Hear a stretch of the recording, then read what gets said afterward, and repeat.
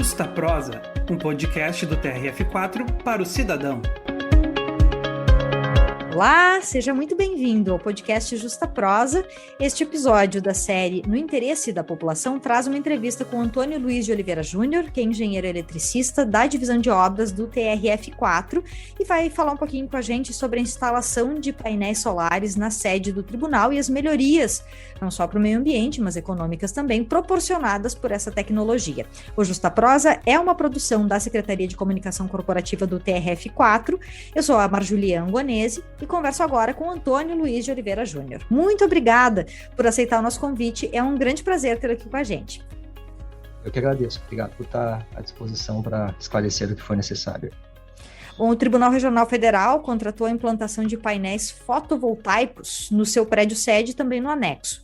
A empresa vencedora da licitação está trabalhando na fase de pré-instalação. As placas para captação de energia solar deverão ser colocadas nas coberturas dos edifícios agora nos próximos meses. Com essa medida, parte da energia elétrica consumida no tribunal será gerada de modo menos prejudicial à natureza. A previsão é que a iniciativa proporcione uma economia anual de R$ 181 mil, com base na tarifa vigente agora em março. O valor total investido para a instalação dos geradores de energia fotovoltaica foi de R$ 988 mil e o tempo de retorno desse investimento está estimado em 5 anos e meio, enquanto que a vida útil do sistema é prevista para 25 anos de operação, podendo ser até maior do que isso. Nossa pergunta, Antônio, quais são os benefícios que esse projeto deve proporcionar, além dessa questão financeira, né? Bom, a utilização da energia solar, né, é a utilização de uma energia limpa. Então, um benefício bem importante é você estar fazendo uso de uma energia que não polui.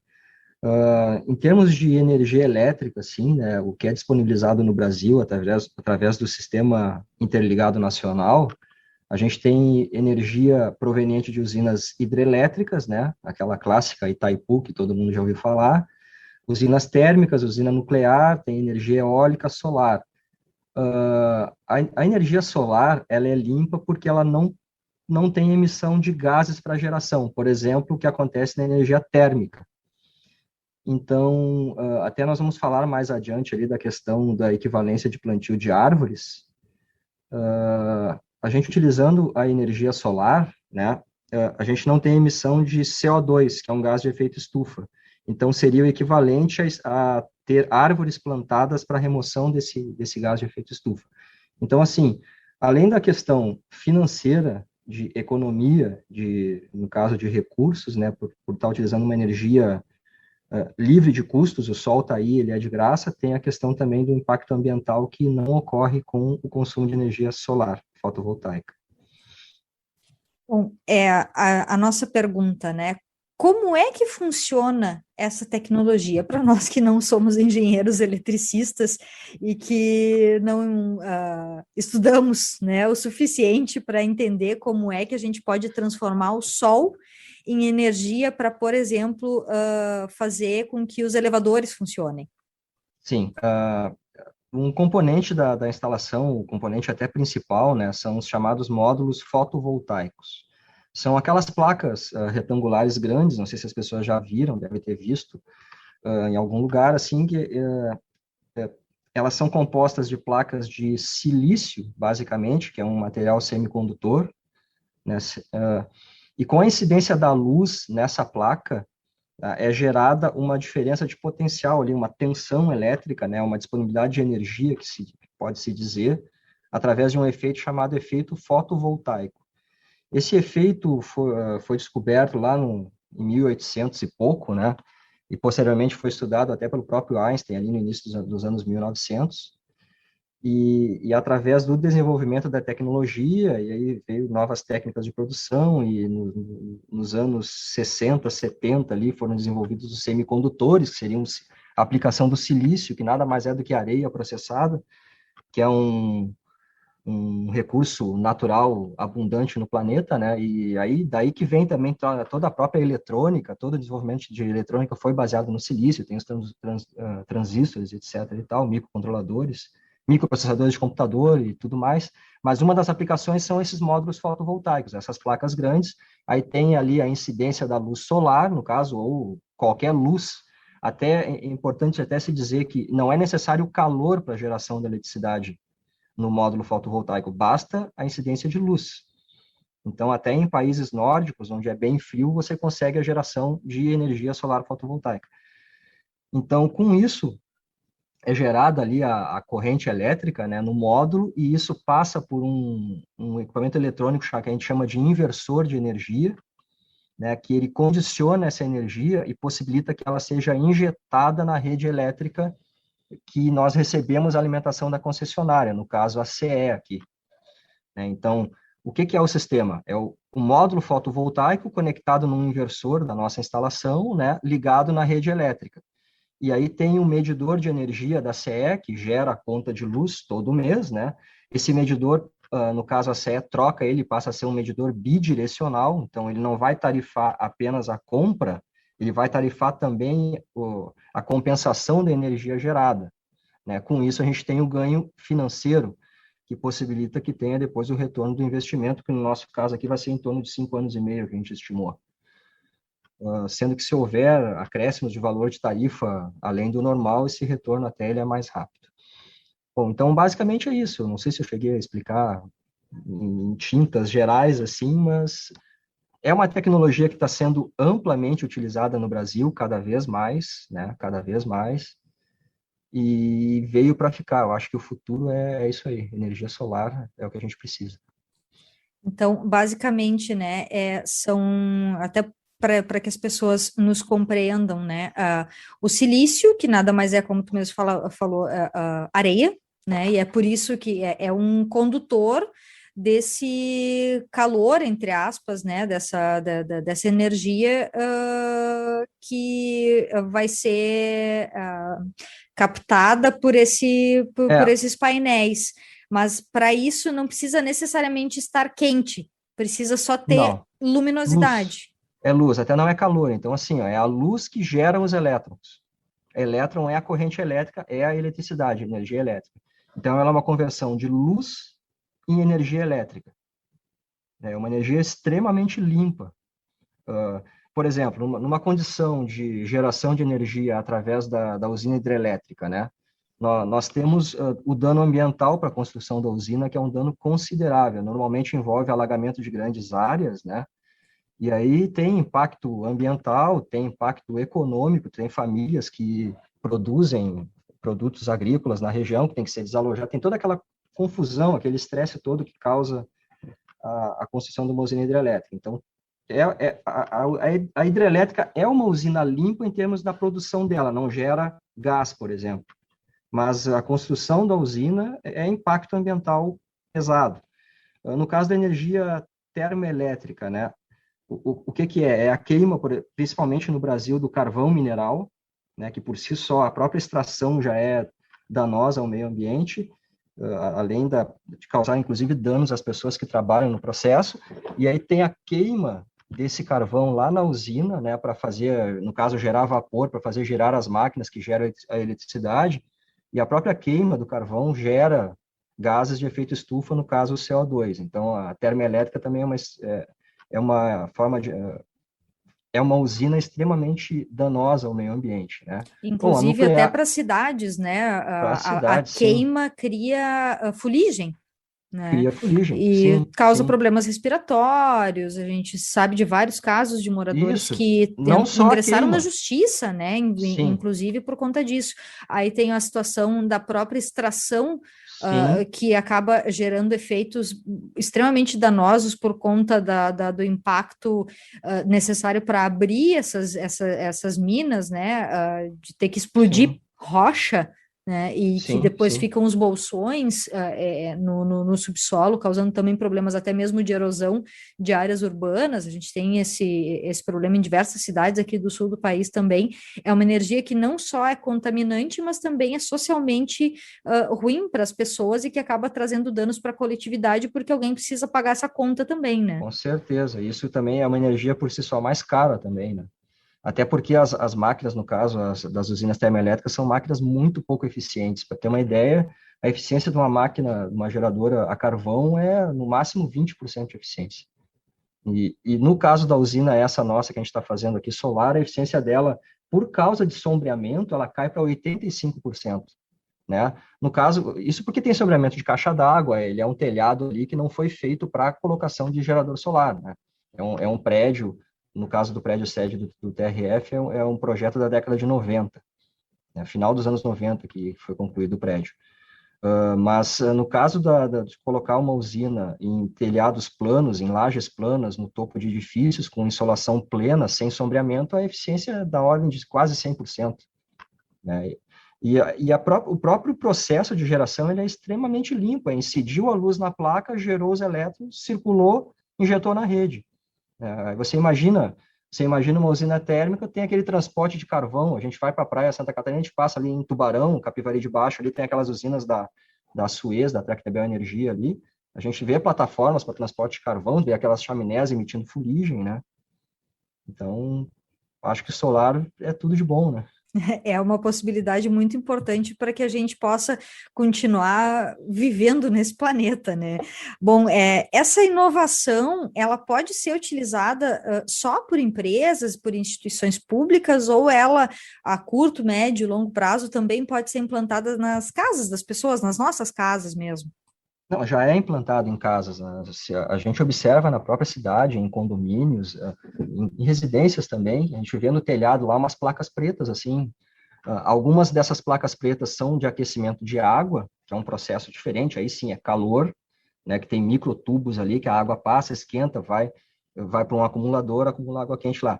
E tem aquelas placas que parecem uns espelhos, assim, que ela é mais, vê que ela reflete um pouco mais a luz, assim, ali tem geração de, no caso, eletricidade, né? Então, é possível sim, é feito para residências também.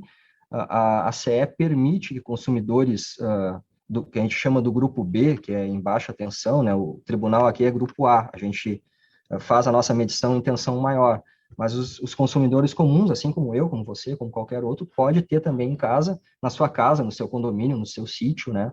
E, inclusive, tem pessoas que possuem áreas rurais, assim, um sítio, onde tem a alimentação feita pela própria CE, pela mesma concessionária, ela pode produzir no sítio, fazer uma instalação mais simples, melhor insulada no sítio, e compensar a conta de energia de casa. Isso é possível, é feito, pessoas fazem isso. Né? Além de que tem empresas também que têm uma dificuldade maior de conseguir produzir na cidade também, por sombreamento, pela localização do seu escritório, e algumas empresas têm área, têm uma sede campestre, também alimentada pela CE aqui na região metropolitana, e fazem a produção lá e compensa a conta do seu centro, no caso, do seu escritório na cidade. Então, assim, está sendo amplamente utilizada no país a produção de energia solar fotovoltaica, assim, de eletricidade. Até eu fiz agora, meio-dia, um levantamento, né, do dia de hoje, do balanço de geração energética do Brasil, e no momento que eu olhei lá, 2,6% de toda a produção energética brasileira era solar. Isso é uma quantidade enorme, né? São quase 1.900 megawatts de energia solar sendo produzida no Brasil, né? É um percentual bem considerável. Alguns anos atrás era 1%, 5 anos atrás. A gente ter uma Mais que dobrou. dimensão disso, essa quantidade de voltagem poderia gerar energia elétrica para quantas casas? Para uma cidade inteira, por É exemplo? uma cidade, sim, gera para uma cidade de médio porte. Olha Com que certeza, interessante tipo Caxias isso. do Sul, assim.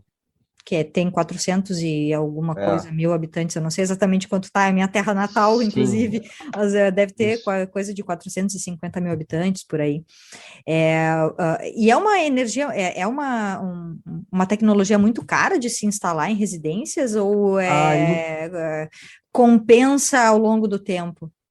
Não, ao longo do tempo compensa com certeza, porque o retorno, em média, assim, é em torno de 5, 6, 7 anos no máximo, e a vida útil garantida pelos fabricantes é 25 anos para os módulos fotovoltaicos, né? Mas assim, é uma garantia. Como é que funciona a garantia deles? Eles garantem que, após 25 anos, o módulo vai estar produzindo, no mínimo, 80% da capacidade dele, porque tem a questão do envelhecimento do componente, né? Então, ele garante, 25 anos ele produz 80%.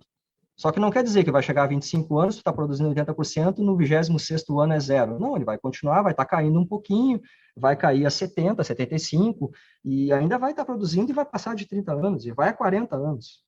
né? Bem mantido, com limpeza periódica das placas, a gente não pode deixar acumular sujeira, porque vai provocar um sombreamento, a gente precisa de luz, precisa que a luz passe pela placa. Mas, então, assim, você paga durante 5, 6 anos e retorna, vai retornando ao longo de muitos e muitos anos. É uma energia que você está produzindo de graça a partir do momento que se pagou, né? Então, realmente é vantajoso como negócio. Tem pessoas que estão fazendo negócios com isso, estão investindo dinheiro em produção de energia, são geradores de energia. O que fazem? Compram áreas rurais e instalam usinas geradoras e alugam essa energia para empresas que não podem produzir. Existe esse modelo de negócio já. E como é que faz a transposição de um local para o outro? Basta injetar na rede. Não, assim, ó, você produz lá no sítio, você está injetando lá na alimentação daquele local. Você tem um poste, tem que estar chegando eletricidade. Lá você está injetando. E você vai vender essa sua energia para consumidores que estão ligados na mesma rede, dessa mesma concessionária. Você entendeu? Essa é a jogada. Por quê? Porque o sistema elétrico está todo interligado. É como se fosse uma espécie de fornecedor.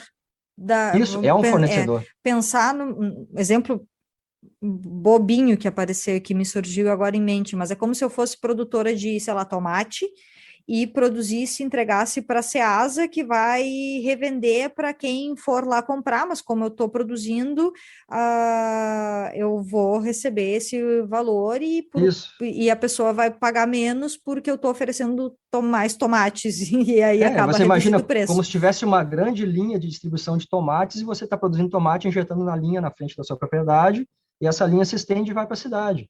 E tem outros produzindo os tomates, outros consumindo os tomates, e existe um balanço de tomates. Você produz mais do que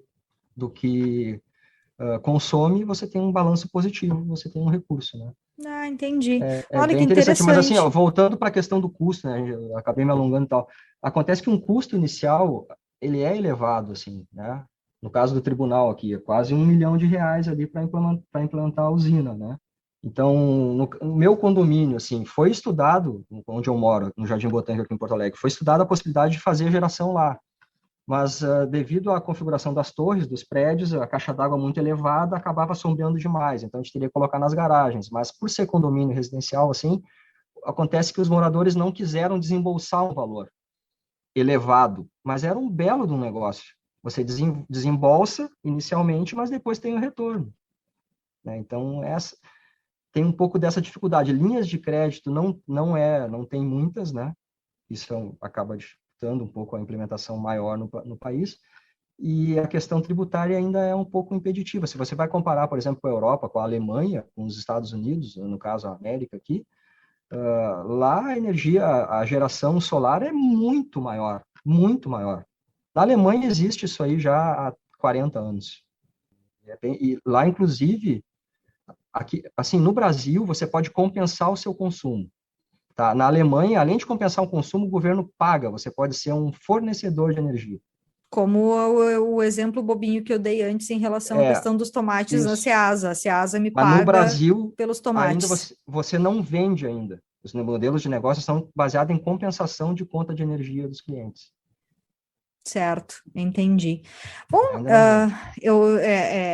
a minha curiosidade é enorme a respeito desse assunto, até por questão de não só de melhorias, né, pessoais, enfim, né, mas que a gente possa ter um ambiente cada vez mais limpo, né, e que a gente possa mitigar os danos que nós mesmos provocamos para o nosso entorno, para o meio ambiente, mas, enfim, a gente precisa responder algumas perguntas básicas, senão nós ficaríamos aqui falando durante bastante tempo, até porque existem estudos muito importantes nessa área, né?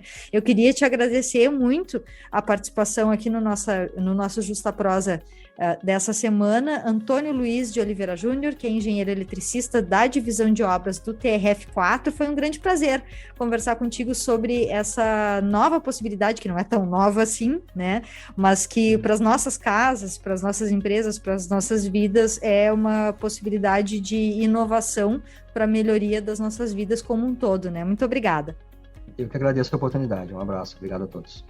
Bom, esse foi mais um episódio do Justa Prosa, podcast produzido pela Secom do TRF4. Você mande suas sugestões por mensagem em nossas redes sociais. Na coordenação temos Leonardo Schneider, apresentação e edição eu, Marjulia Angonese, logomarca e publicação Alberto Bigatti, locução da vinheta Maurício Calduro, pesquisa de trilha Karen Friedrich, redes sociais Ângela Gil, edição de imagens de Silvio Cirângelo, no apoio Evelyn de Almeida, Rafael Zanotti, Manuela Ribeiro, Rafael Bento e Vinícius Cadori. Muito obrigada pela sua audiência, nos encontramos no próximo episódio.